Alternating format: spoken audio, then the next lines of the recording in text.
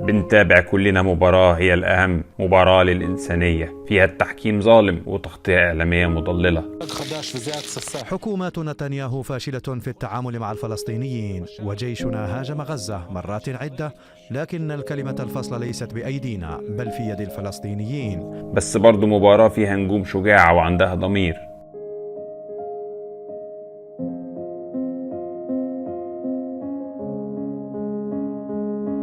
مباراة فيها روح قتالية حرفيا. You cannot equate. This is not about support or not support. I am here to represent my people, the Palestinian people, what they are going through. I'm not here to condemn anybody. مباراة من أجل الفوز بحياة وأمان وكرامة.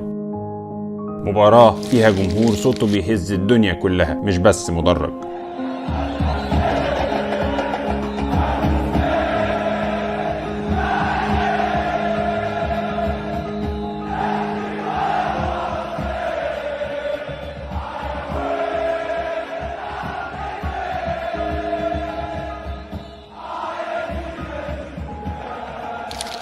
مباراة فيها تحميس للي لسه ما فاقش أو اللي متأخر في قراراته وتمركزه.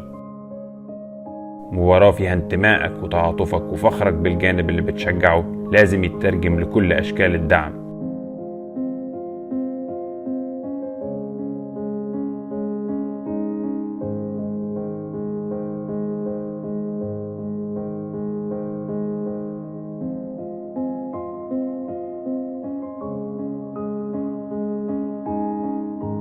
لأنك في الآخر واقف في جانب الحق، وطول ما بنجتهد قدر المستطاع أكيد إن شاء الله في يوم هنوصل للهدف.